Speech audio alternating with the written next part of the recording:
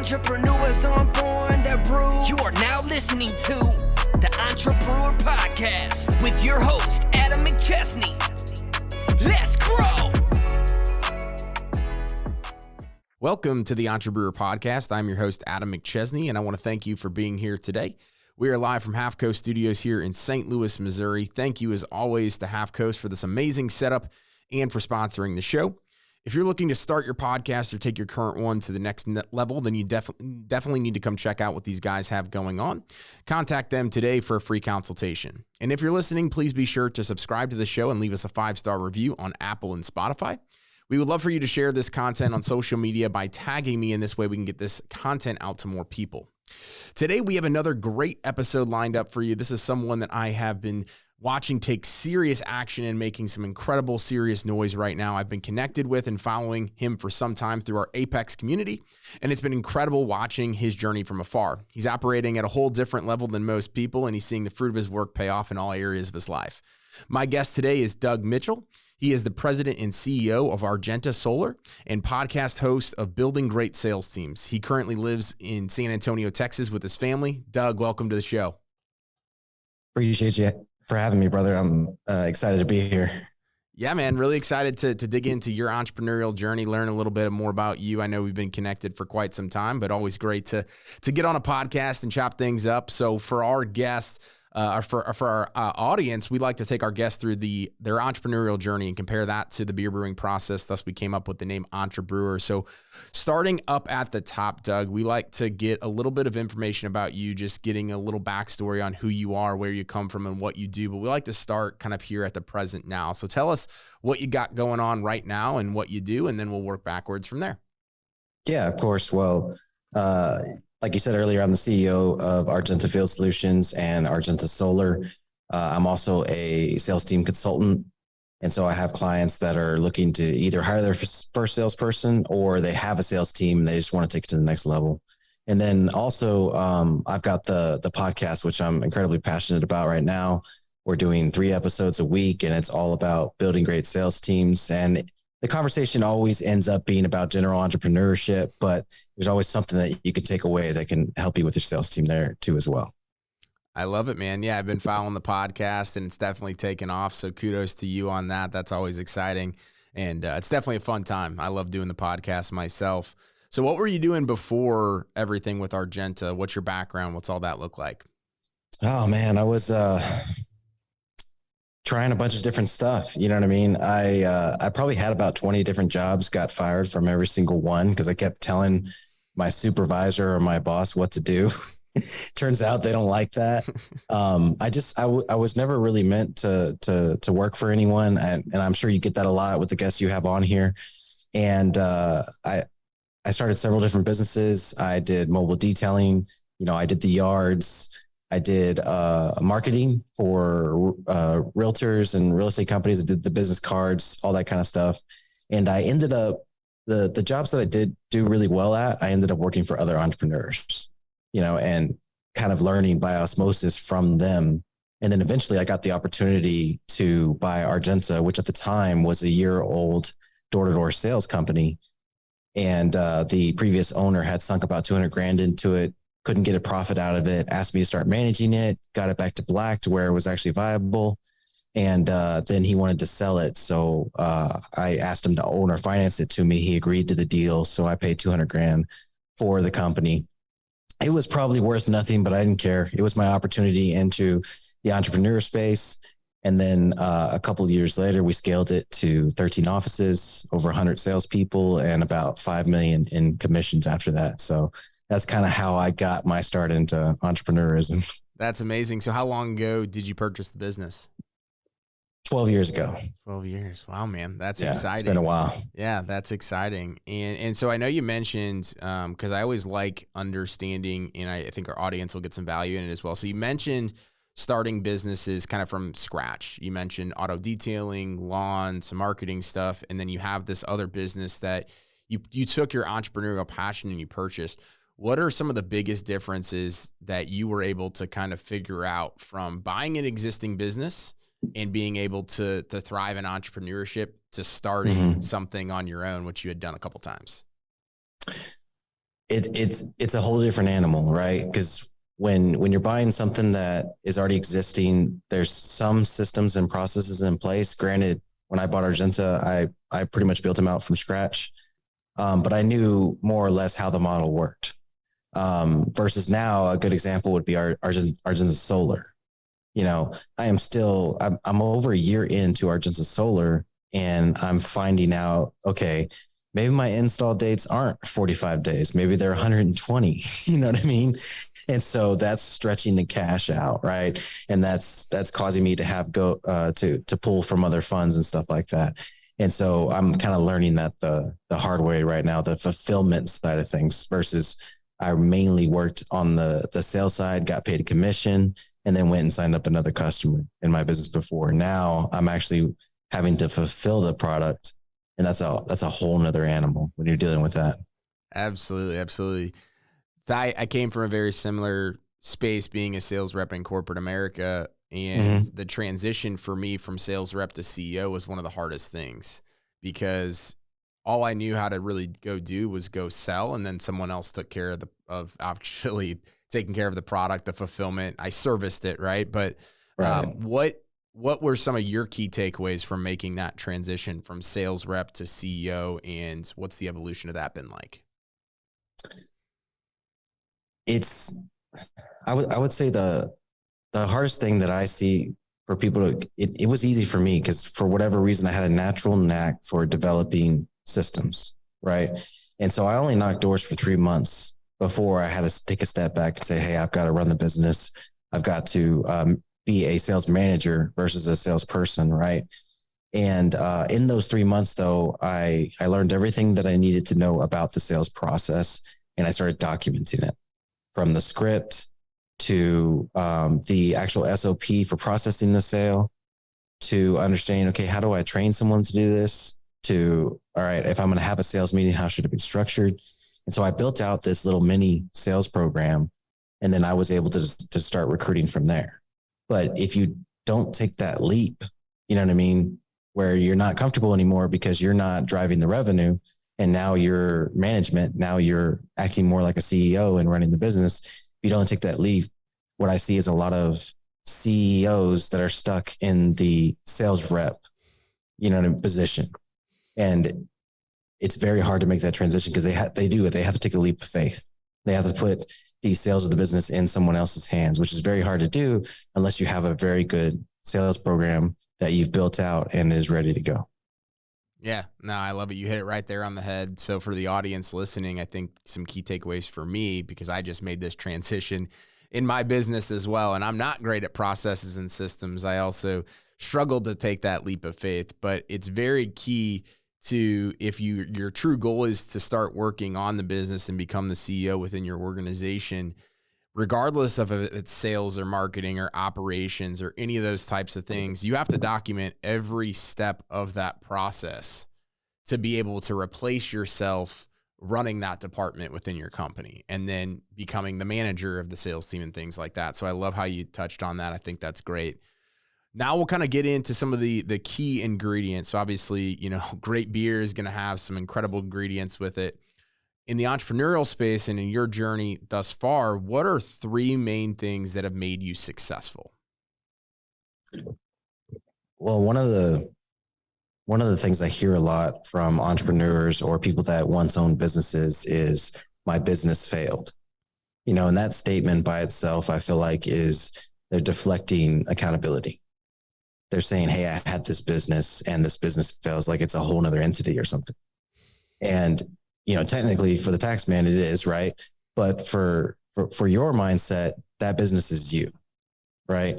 And so unless you're willing to say I failed, then don't let your business fail. And here's how you don't let your business fail. You just don't give up. So I would say the first ingredient that I had is, I never had an option B, and I never gave up. I never knew giving up was an option. I guess, so much of my early entrepreneurial career, I didn't know I had options. I always thought, hey, I own a business now and I have to make it work no matter what. There is no backup plan here. There's no job for me to go back to. I would just, I would think about that 2 years in. I was probably I probably was paying myself about 100 grand a year. Right. And, my business was doing like 2.5 million at the time. And I thought about that. I was like, what if I had to shut down, like the government shut me down or something? Like I would walk into someone else's business and say, hey, you got to pay me 100 grand because I was making it before in my own business. You know what I mean? Like there's no transition there, and typically the job that I was qualified for would have been theirs, whoever was hiring me at the time. So it just would have been an awkward conversation. They would have saw me as a threat. And so anyways, my point is, so many people say my business failed. No, your business didn't fail. You just gave up, and that's okay. Sometimes that's the situation or that's the solution for that type of situation or whatever you're going through at the time. But that was the first ingredient. I never gave up. The second ingredient is I want to say 6 months in, I hired an admin and I hired a really good admin. So my second ingredient would be the great people around me. I had a knack for putting people in the staff roles, like sales. You have to let a salesperson work at your company for about 30 to 60 days before you find out, okay, are they a good fit, right? You can try to filter as much as possible, but for the most part, you're going to find out after they've been with the company for a little bit. As far as staff is concerned, the people that, your right-hand man or your admin or the people that are coming up with you or, your C-suite type people, surrounding yourself with great people is going to be huge for your business, or else you're going to find it very difficult to scale. You're going to be wearing too many hats. So that's going to be a huge piece of it.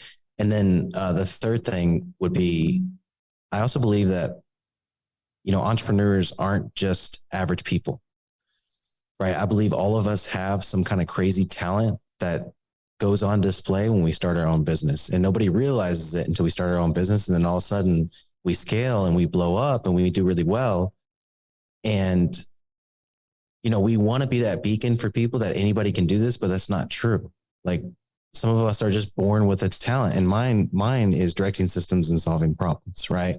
So understanding, being able to look at a business, pick it apart, pull all the pieces of it apart, whether it's marketing, sales, HR, it doesn't matter. Pull it apart, find the problems in it, and then fix those problems, right?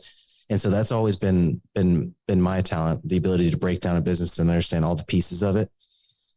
And so those are kind of my three ingredients that helped me to be successful in my business.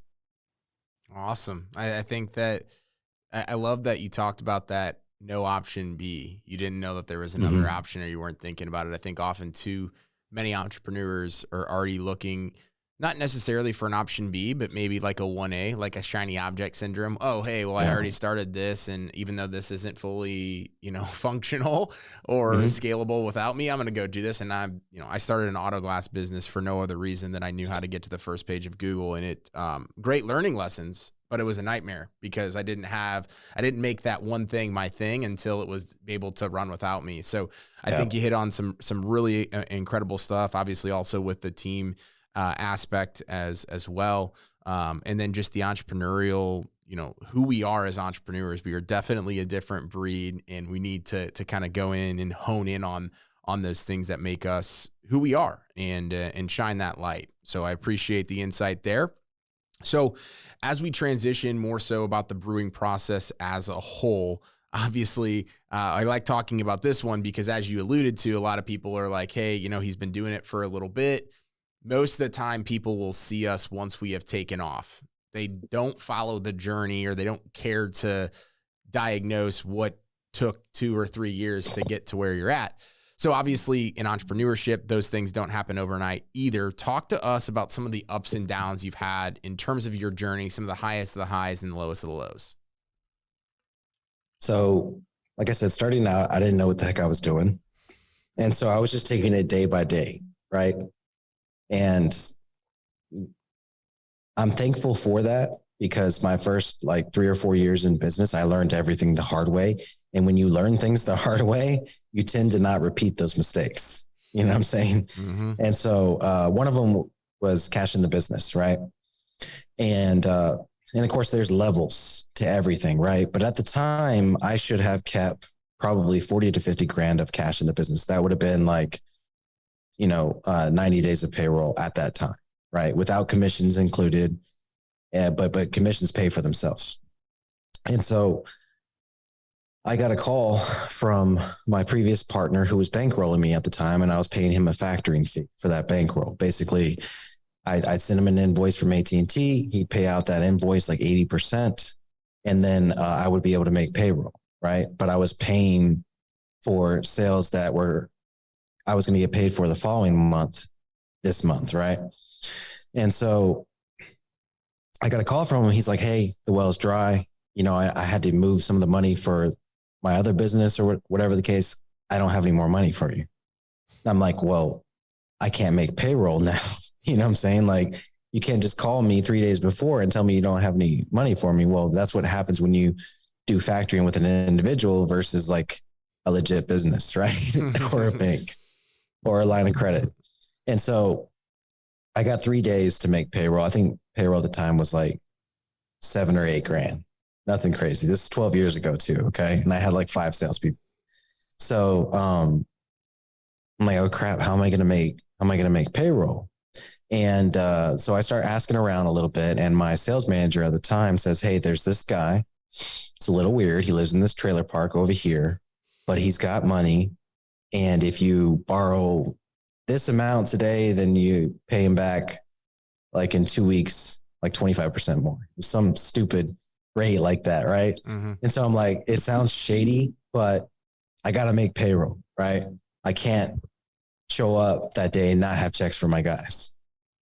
And so I went to the trailer park. I borrowed the money from the guy. He was an older guy, probably 80, 85 years old, harmless. Right. And so he paid me the money in cash or whatever, took it to the bank, deposit cash. I made payroll. Whew, right. I'm good. And then I got paid from AT&T a couple of weeks later, went and paid him back. Everything was good. Right. Paid him his interest too. All that good stuff. Didn't make any profit that week. Right. And so I found out like a month later, my sales manager ended up quitting, going working somewhere else. And I was out with friends or something like that. And he was there and I was like, hey, how you doing? Catching up and all that. And he's like, you know what I found out later after I left the company? Well, that guy was actually tied to the mob. So it turns out that I borrowed money from the mob. Oh, wow. And didn't know it. Yeah. Wow. But the moral of the story is I made payroll. Yeah. Okay. Whatever it takes. Mm-hmm. Absolutely. So that was one of the times. I mean, man, another time. So this was probably at the height of our headcount in sales. We had over like 110 salespeople. We had a San Antonio office that had like 45 salespeople in it. I mean, we were just crushing it in San Antonio, and we were selling AT&T Uverse door to door. Just killing it, right? And this was right around the time that DirecTV came out with the Genie. You remember that? Yeah. Okay, so Uverse had the whole home DVR, the first one on the market, so it was an easy product to sell. DirecTV came out with the Genie. And so I'm recognizing like, hey, this is going to be a problem, because at the time, AT&T and DirecTV weren't merged, right?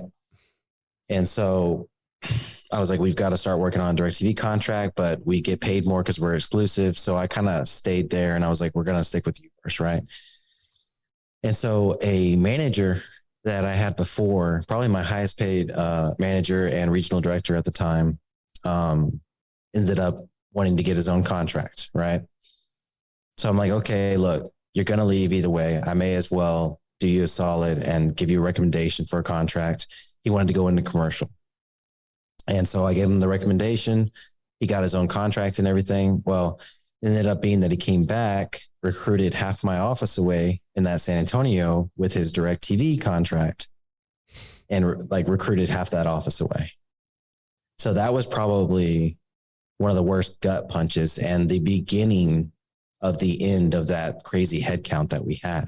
You know what I'm saying? We went from 110 plus salespeople to like 40 to 50 for the 5 years after that, which everything wasn't built on our headcount. It mattered how many sales we got per rep too. After that, our rep quality went up. You know what I mean? We focused more on the individual rep rather than the total of reps. And so that was a tough time to go through, because you had this person that had kind of came up in the business with you. You know what I mean? You thought was someone that you could count on. And then as soon as they got the chance, they recruit half your team away. You know what I'm saying? And so that was probably one of the hardest things to go through. And then a couple months after that, it was cash flow problems, right? Because, we were operating probably at about a 15% net profit. And then when our volume went down by like 20 or 30%, well, that eats up all the profit that you have. And you're operating like you've got 110 sales rep and you only have 50, you have to cut all those expenses. Well, a lot of times those expenses come with contracts and offices with leases and all that stuff. So I had to basically put my personal credit and my name through the mud over the next couple of months just to make sure that I was continuing to make payroll for the people that stuck it out. You know what I'm saying? Mm-hmm. So that was a really hard time in my business. And, when I look back at those hard times, I could see how at each one where I was just like losing sleep, sick over it, you know what I'm saying? A lot of people would have just said, you know what, screw it. Let me sell off the little bit of business that I have. Let me get paid a recruiting fee to give all these salespeople away to another company and they can deal with them. You know what I'm saying? And I can jump out and go work for somebody else or start another business. I stuck through it. And I feel like because of times like that, I'm here 12 years later and I can give other people all that experience and all that knowledge and all that, what not to do, basically. Yeah. No, and that's awesome. It puts me in a position to be able to do that now. That's incredible. Yeah. The wealth of knowledge, and the more so I always tell people, hey, I'm not going to tell you what to do because I don't necessarily still know what I'm doing, but I can also tell you what not to do probably better than what to. So there's a ton of value in that, and I can see it and hear it. And I'm sure it resonates with a lot of people. Those are all things that at one time or another, we've all had to go through or will be going through. Right. So that's awesome. And it's exciting to see where you're at today. The next piece that we'll kind of dig into is the fermentation and conditioning within the beer brewing process. So obviously this is for beer, trying to see, okay, we have experiment number one. What does the beer taste like? What needs to be changed in order to make it better to go to market? So your entrepreneurial journey, what is one of the biggest lessons that you have learned that you would share with someone that's looking to save them years worth of mistakes?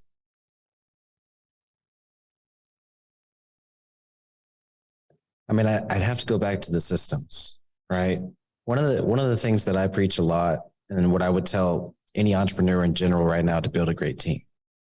And the way that you do that, and I make it easy, and I always say use Kodak, right? So Kodak is a tenets that I use in order to build great sales teams, right? So the first one is compensation.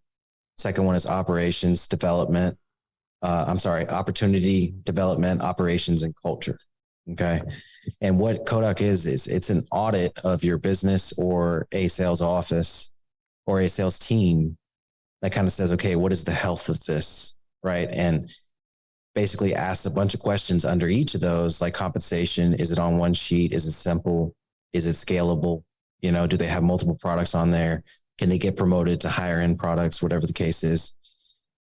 Opportunity. Do they have an opportunity to move up in the company, even if it doesn't exist yet? Have you kind of given them your plan for that opportunity structure? Development. Are you actually pouring into your people?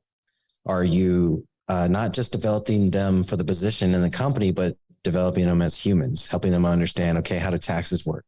How do real estate investments work? How can I protect this wealth that I'm getting from working in your company? You know what I'm saying? And then mindset. Right? How do I correct my mindset? How do I protect my health? And investing them in their development that way. And then there's operations, right? Is the company running smoothly outside of the sales team? If the sales team starts doing really well and tearing it up and getting big numbers, can the company handle the fulfillment? One of the things that I'm dealing with right now, right? And then the most important piece is going to be your culture, right? And none of this, can't really do any of this without putting your mission statement and your core values in place. Because that's the foundation, right? Once you have that in place, once you know why you're here and everybody else is here, which for us in our company, our mission statement is we help each other achieve freedom. That's a big deal for us, right? Financial freedom is the easiest one, right? But it's also freedom of mindset, freedom of faith, freedom of health. And then my personal favorite is probably freedom of time. being an architect of my day every day and knowing that I'm in control of what I do that day. And I'm only going to do things that I'm passionate about. And I want that for my people too. You know what I'm saying? Obviously, if we set an appointment for them to go give a solar presentation, they have to show up at that time, right? But that doesn't mean that they can't schedule a day off, or they can't say, hey, I'm taking this 2 weeks off because I just made 20 grand last month and I want to take a vacation with my family. You know what I'm saying? So, and the reason we help each other achieve freedom is because who's going to cover their appointments when they're on vacation? One of us, right? Mm-hmm. That's how we help each other achieve freedom of time. And then the other piece is the core values. You know, a lot of people have core values. They're on the wall. They're pretty words on a wall, but are you going to actually execute when it matters? You know, we had a situation a couple months ago where a regional director level person was violating our core values, and they were doing it in front of their whole team that they led. And so I was put in a really tough position where I had to terminate them based on core values. And I lost $1 million in business because of that. You know, they were a big part of our AT&T campaign, and they were good at it. That was the worst part. You know, when you have an employee or a leader in your company that's incredibly good at what they do, you know what I mean? But their core values are broken, you know, or they don't share the same values as the company is the nicest way I can put it. Right. And as long as those are established, those are in place, you know, we do different things. Like obviously we do have them on the wall, but we also, we have t-shirts that say achieve freedom on the front and have our core values on the back. We had those at MDM. I don't know if you were at MDM. Yeah. And the energy. And, yeah. And, you know, we say our mission statement, our core values at the beginning of every meeting, you know? And so, you know, as you can hear, I'm pretty passionate about that. That's incredibly important to me to have that foundation. And then that sets the standard for your culture, right? Now you can do all the fun stuff. Now you can make a bunch of money and you can teach a bunch of life lessons and teach them how to achieve that freedom because you have a good foundation that you're doing it on. And you have to check that against everything, right? Because as soon as we let one of those values go to make a little more money or a lot more money, then that is a shaky foundation. You know, we may have a division that's doing really well, but maybe we're not completely telling the customer the truth in the beginning of that product sale. And so what's going to happen? We're going to get sued, or heck, we're going to, you know, maybe we're going to make a bunch of money, but we're not going to sleep very well at night. You know what I'm saying? Like, yeah. Both things happen. Everybody thinks, oh, well, because they didn't do it ethically, they're going to have a downfall someday. They may not. You know what I'm saying? They may go their whole life making millions of dollars and never get caught and never be reprimanded or never serve a consequence. But I guarantee you they're serving the most important one, which is their peace. Mm-hmm. They don't have peace. And that's one of the things that can't coexist is you serving your core values or not serving your core values and peace. It's just not going to happen. We all have a conscience, whether or not we listen to it is another story. Absolutely. No, that's extremely powerful. I think the mission and the core values are, like you mentioned, the foundation of everything that you do. So I love how you kind of tied that all together, just along with the process that you guys go through and mm-hmm. You know, behind the reason behind obviously the mission and the core values is awesome. The last thing that we'll go through and kind of wrapping things up here is obviously the distribution. So taking beer to market and selling it. So what's next for Argenta? What's next for you in terms of your career and what are some exciting things that you're working on? So we have a few things that we're working on. My favorite one right now that's actually like catching some traction is our referral partner program. So, you know, home service business is its own category, right? Any service that's done on a home can basically become a referral partner for us, right? Because they're already in the home, they already have the customer, and they can just mention that, hey, we're actually partnered with Argenta Solar. They do free solar estimates, and you can find out whether or not they can save you some money on your energy costs, right? And so we've been actually pitching that to a few roofers, a few AC distribution AC companies, as well as water filtration. There's a bunch of different home services that kind of go in line with our sales process, or they do door-to-door themselves. Security is another one. And so we're saying, hey, we'll partner with you. And there's kind of 3 levels to it. You can you can sell it yourself and we'll teach you how, and then we'll take a small override on that. Or you can refer it to us, set an appointment for our guys, and our guys will come out and close the deal. And then the last one is you have the customers already. If the customers have opted into a marketing campaign, then you can add us into that marketing campaign. And so 3 levels, very simple. They all get paid differently. You know what I mean? But obviously we're going to compensate our referral partners, and that's been going really well. A lot of people in Apex have taken advantage of it. And, the podcast, we're at, I want to say our 70th episode is releasing tomorrow. And then we've got 100 episodes coming up pretty soon.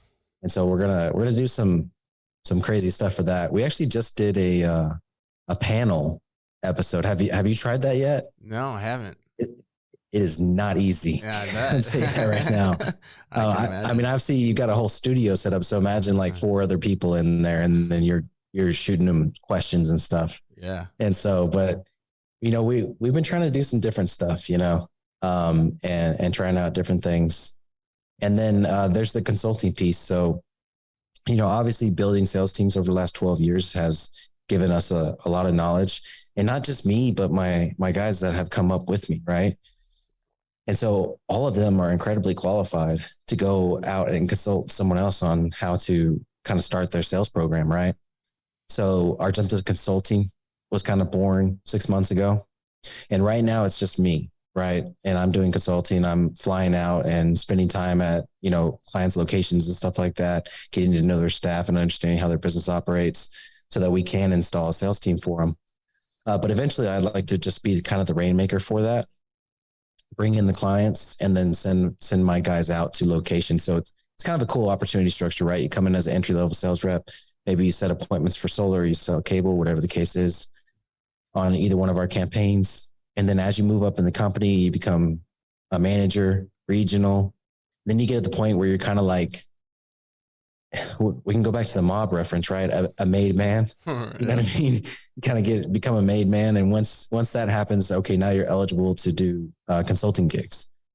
And wouldn't that be cool? Just kind of like change of pace, fly out to, I don't know, Missouri or something like that, and help a roofer start his sales team and get paid, $2,500, $5,000 or something, then come home and get back to work kind of thing.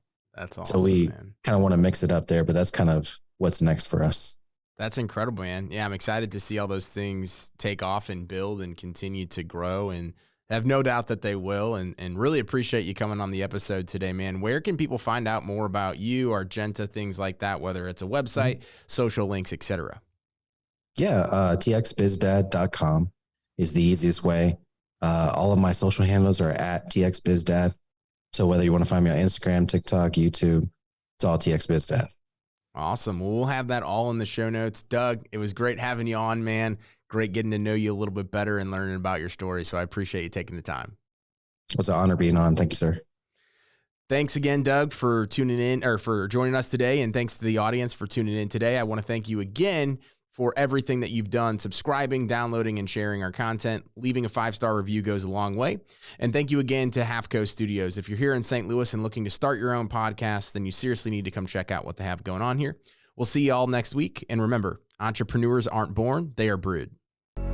I'm an entrepreneur. Entrepreneurs aren't born, they're brewed. Thank you for listening to Entrepreneur Podcast with your host, Adam McChesney. Let's